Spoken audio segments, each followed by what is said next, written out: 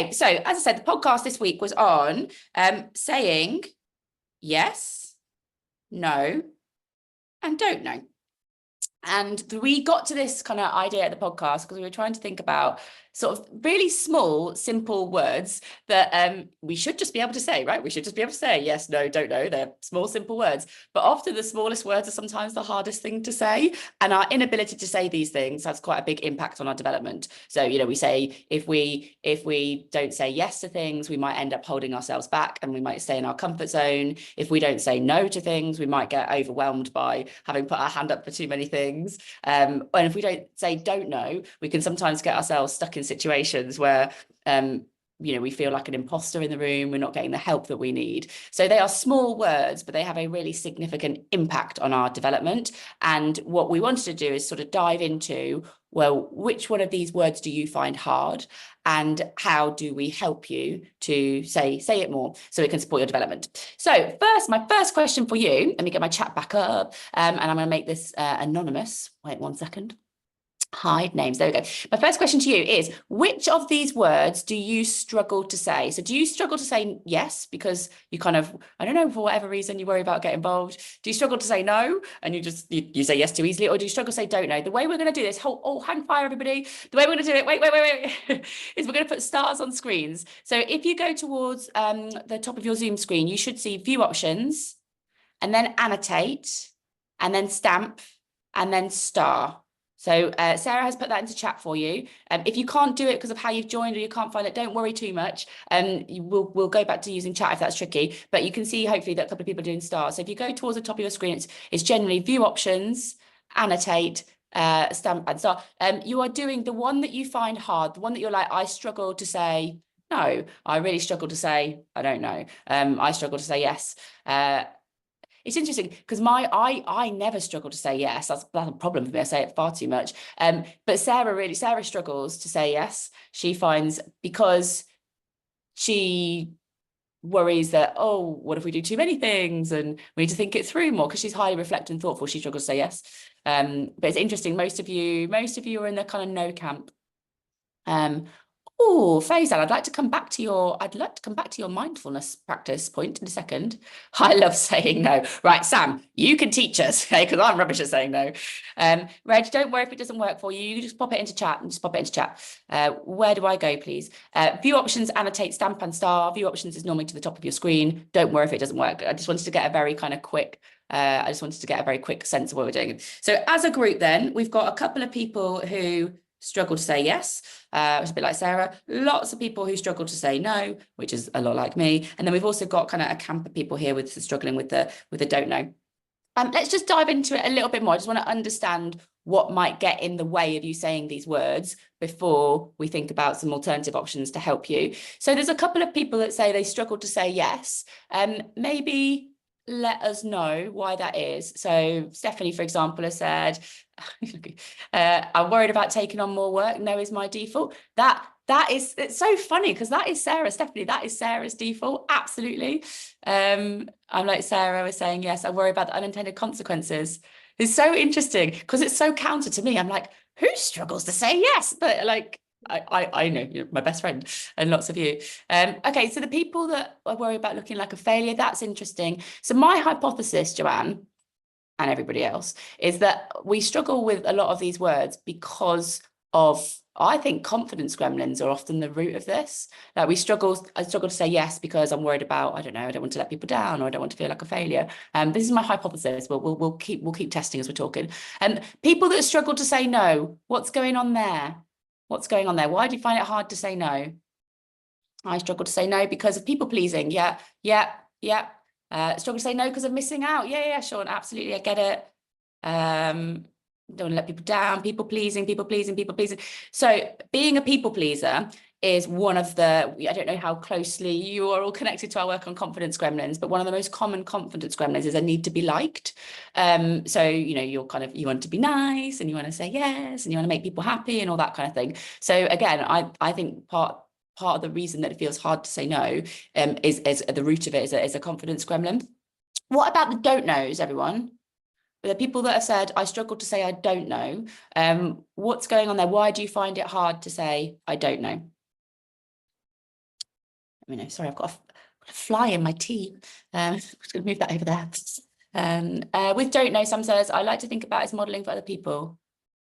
Oh, okay, Sam, so that's your kind of tip on saying don't know. Well, we're going to hold that. It's a nice tip. People that have said I don't know, why do you struggle to say I don't know?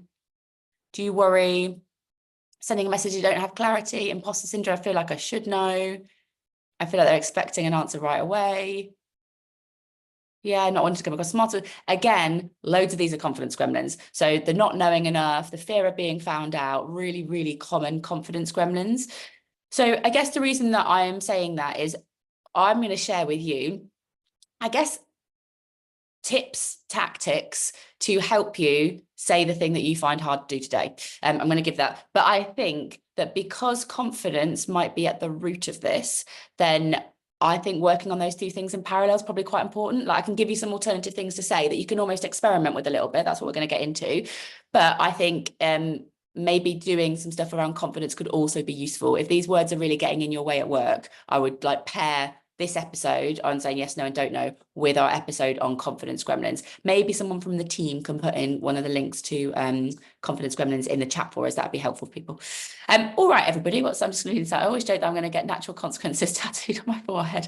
I mean, don't do that. Right, let's go through what we can say instead. So the first one, this very much comes from, I need to remove all your lovely stars, everybody. Let's take those off there. There we go, they're gone. So let's talk about the yeses first of all. So I'm just going to talk about a couple of our ideas. Thanks, Sean. I'm going to tell you a couple of our ideas about if you struggle to say yes, so there's a couple of people in this one, how can you phrase it in a way that might feel a little bit more comfortable so that this isn't getting in your way at work? And these are very much kind of coming from Sarah. As I said, I don't struggle with this. I struggle with the no's. So these are sort of two ideas from Sarah because this is something that she finds hard to do. So she had this idea of yes, if, and yes, because. These are her kind of two alternatives where she feels like she's struggling to say yes because of lots of the reasons you said. I'm just going to take the stars off again, everybody. Hold the stars. So the yes, if is about trying to have sort of some control over the yes. So it's not just yes, yes, yes, which is often what I do. I don't have a lot of control over my yeses. You can still say yes, but you kind of keep the control. And so some of the things that she was talking about were yes, if, and it's the idea of sort of adding a person into it. So I might say, yeah, I'd love to work on that project if I can work alongside Sean, or yes, I would love to get involved in that if I can work with somebody who's more expert in that area. So the idea that you can kind of allow a person. I'm just going to, someone's asked I keep getting all these messages at the moment, AI things pop up. So that pops up on my screen. From somebody's note taker. Okay, so yes, if a person. The next one is yes, if a time. So yes, I would love to get involved in that if I can do it next week. Or yes, I'd love to get involved in that if it can be done in the next couple of days because I've got some other stuff happening. So this idea that you then put a sort of like some control around the time. And then the other thing that I think is useful in terms of the yes ifs is talking to people about sort of priorities as well. So yes, if this goes. So yeah, I can work on that presentation if we move the deadline back on that data project. So the idea that you kind of you still have some control over the what you're working on. It's not this kind of never-ending yes that's going to accumulate and create loads of problems for you. So that first yes, if helps you to say yes, but retain control. The second yes is more like the yes because is more about a purpose. So sometimes for the people that struggle to say yes, they find it easier to say no.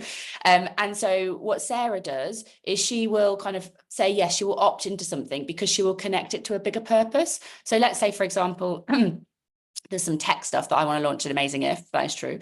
And Sarah might be like, I don't know if we've got time to do that. I don't know if it's the right thing to do now. It's too expensive. All the reasons that she would find it easy to say no.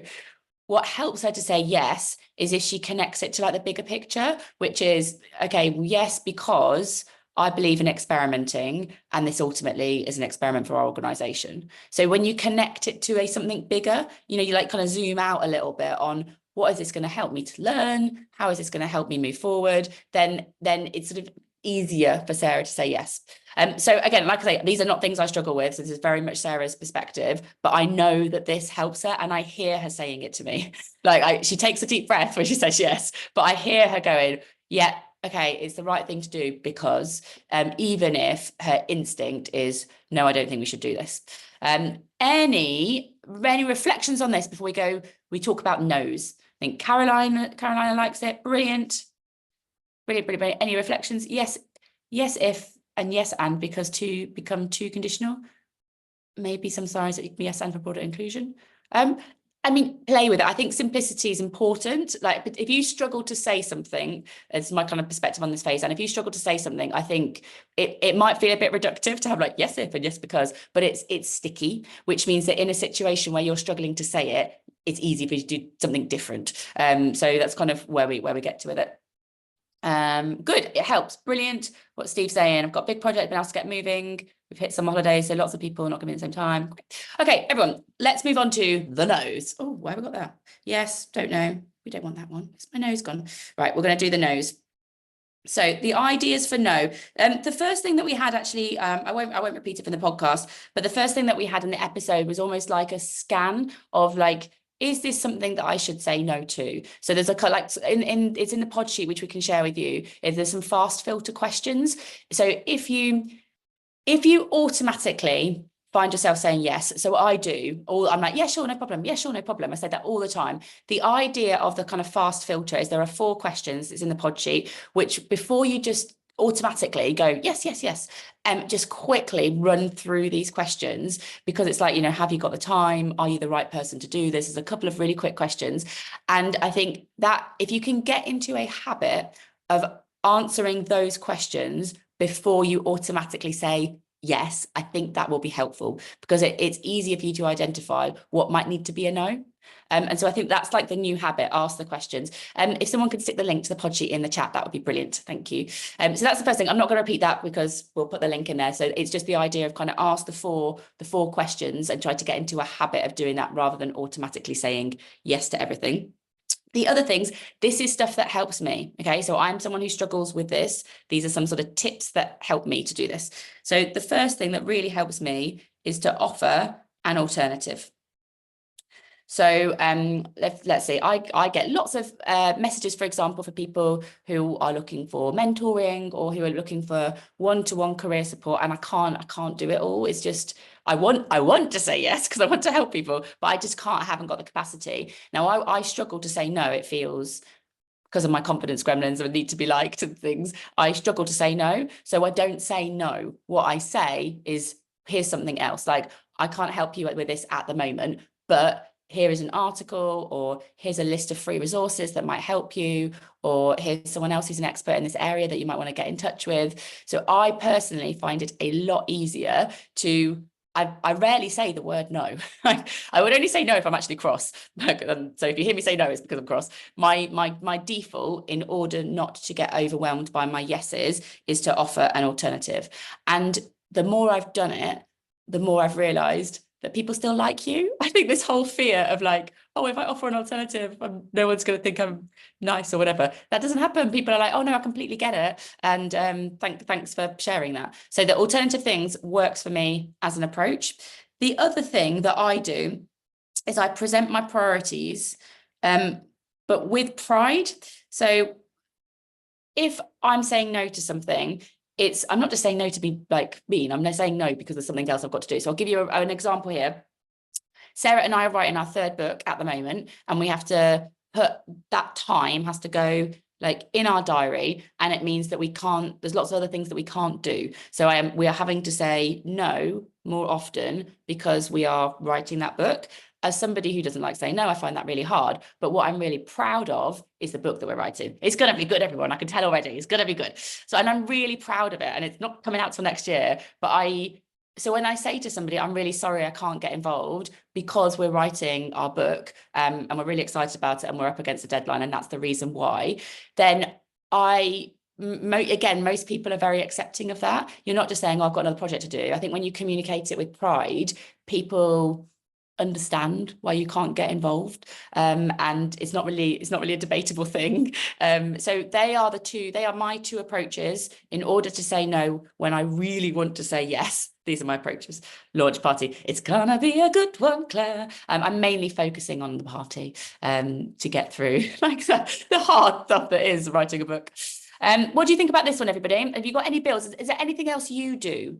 If you've got kind of that people pleaser tendency, is there anything else that you do that helps you to say no when you want to say yes? So I'm looking at Jess's comment here. Jess is saying, Jess is saying, I struggle with no, so I often use versions of not yet. Yeah, absolutely. I find that being put on the spot is probably one of my biggest yes triggers, so for example, I'm in Cannes, it's happening all the time. People are like, oh, do you want to do this? I'm like, yeah, sure. And then I get back later and I'm like, oh no, why did I say that in that moment? So I think even oh, can I come back to you? Just, of trying to avoid yes autopilot in whatever way helps you, I think is useful. This isn't my area of work. The Caroline is, I think it's my in the moment one too. If I've got time to craft a nice response, I'm all right. But in the moment, I'm like, yeah, sure, no problem. So yeah, stopping the yes autopilot is probably my even better if. Definitely. One of the 7 coaching questions is, if you are saying yes to this, what are you saying no to? I found it really powerful in my one-to-ones. Love it. Wise words from Steve. Always, always, always. Okay, let's move on to the don't knows. So this is where you're in a situation, I don't know, someone's asking you a question, or you're in a new role, and the right answer is, actually, I don't know about that yet. I don't know the answer to that question. But the reality is we might waffle our way through it because we kind of want to look like we know what we're talking about, and it comes up very waffly, or we kind of stay quite silent in situations because we don't want to say that we don't know, and so we don't contribute as much. So that's kind of the context for this one. A couple of things here that are useful, rather than feeling like, because remember, the confidence gremlin is at the root of this. So saying I don't know is probably going to feel that's kind of hard, and it's vulnerable and exposing. So we're trying to almost get to those words, but without saying it. So the first thing to do here is to turn it into an ask for help. The psychology on this one is that people like helping people. So if saying I don't know to you might feel a bit scary to me, but if I say, oh, I'm trying to learn a bit more about this area, I'd love to get some input from you on it. That is easier to say, and it's also for you, it's kind of better in your head. I'll explain what I mean. There's something called the helper's high in psychology, which is where basically yours and my brain, we get a bit of a boost from helping people, we feel good. So if you can turn this fear about, oh, I don't know what I'm talking about here, into a kind of feeling of help, then that is actually kind of nice for the person that you're asking to. So you don't need to be worried about what they're thinking. If you ask for help, you're actually making them feel useful and valuable. So if you are in a situation where maybe you feel a bit exposed, actually asking someone for help is one of the best ways to do it. So I kind of have this in sessions quite a lot. So we do lots of sessions, and sometimes people might ask us a difficult question, or they might disagree with something that we're saying. And in my head, I'm like, I don't know the answer to that. I've not been in that situation. And so what I generally will do is I will ask the room, I will ask you, I will say, actually, I haven't experienced that. What do you think? As a group, can we help this person? So I find that a lot easier than being like, I don't know, I've not read that article. So my default on this is I rarely say don't know, but I will often ask for help as an alternative. And then the other one is to kind of reframe and restate it. So let me tell you what I mean by this one. So again, rather than saying I don't know, what I would say is, if you said to me, if you asked me a question, in my head, I'm like, I don't know the answer to that. My reframing would be, that's an area I'm learning a bit more about at the moment. Or actually, I'd like to come back to you so I've got clarity, which I think will be more helpful than me answering right now. So rather than going, I don't know, I either kind of go, let me come back to you and I can give you a more detailed response to that. Or That's an area I'm learning about at the moment, so I don't have the answer right now. Again, I don't say don't know, because those words feel too difficult. So it's the same, you're saying the same thing, but in a different way, if that makes sense. What do we think about this, everybody? Someone's just ranting on the chat. I'm gonna leave the rant there, if that's all right, because it takes me longer to read. Karen says, given how quickly things change and our ability to keep up with it, it has to be okay. Yes, I agree. It has to be okay.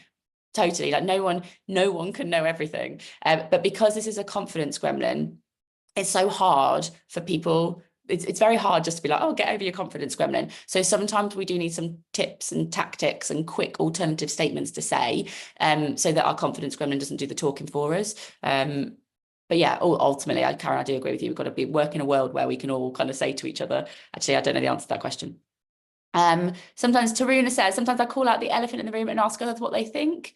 Yeah, that's interesting. In your head thinking, if I don't know the answer to this question, I bet lots of other people don't too. And so by me asking the question, I'm creating clarity for other people. That's probably quite a nice, we talk about with confidence, moving from a limiting belief to a limitless belief. And the limiting belief would sound probably like, I can't ask a question because people will think that I don't know the answer.